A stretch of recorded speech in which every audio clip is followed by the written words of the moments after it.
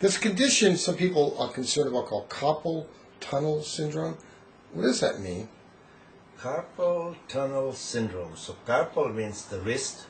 Tunnel is because the nerve is going through the tunnel. And syndrome means the symptoms. So carpal tunnel syndrome is pressure on the median nerve, one of the nerves that goes from the forearm into the hand. As it goes from the forearm into the hand through the wrist, it gets pressure inside the tunnel. And that's why they call it carpal tunnel syndrome. So in other words, the tunnel can't get any bigger, and things start to get swollen, or there's no place for it to go, so it puts pressure against the outside? So what happens is, in the tunnel there are 10 tendons and one nerve. So if the 10 tendons become swollen for any reason, now there is too much pressure on the nerve. And is there anything that would relieve the pain? Common over-counter stuff? If you bend the wrist more, the pressure increases, so the symptoms increase. If you extend the wrist, same thing. If you keep the wrist in neutral, where it's straight, the pressure is the least. And so we try to put a splint to hold the wrist in neutral position, in straight position, and that relieves the symptoms. So most of these pain relievers don't even help it. Is that correct? Pain relievers are totally useless for carpal tunnel syndrome. And what usually causes this? You said it's an inflammation, so where does it come from? Most of the cases that we see, the reason for carpal tunnel syndrome is not known. It occurs in people who never went to work.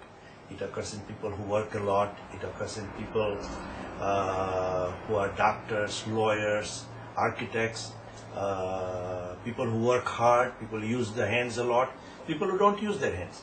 But there are other conditions in which it is definitely a contributing factor. And that would be people who use maybe computers too much or type too much. Would that be a factor?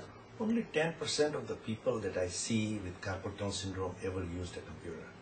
And so computer is not necessarily the cause of carpal tunnel syndrome. Would it be any benefit if you did a lot of computer to have interruptions, exercise your hands a little bit in other directions? Would that help a little bit? That's a good point, because I tell all my patients who are using computers that they should work for 20 minutes or 25 minutes and take a 5-minute break.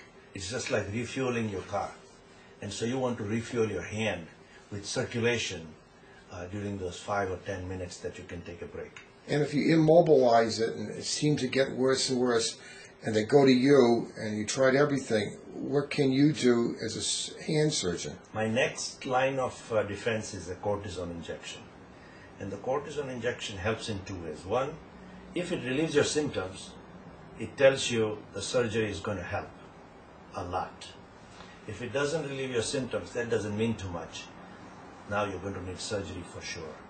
But what's the purpose of surgery? What are you going to do with the surgery? The purpose of the surgery is to make the tunnel a little larger. So the tunnel is made by bones on one side and a ligament on the other side. And all we do is we split the ligament, and so now the tunnel is a little bigger than before. And generally that relieves most of the cases? I would say 95% of the patients. But there's always some that no matter what you do, it doesn't get better? There are some, for example, people who are on kidney dialysis. They get certain proteins that are not cleaned by the dialysis. They deposit in the wrist.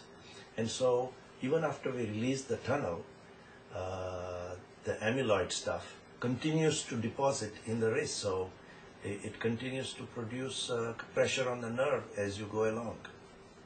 Thank you very much.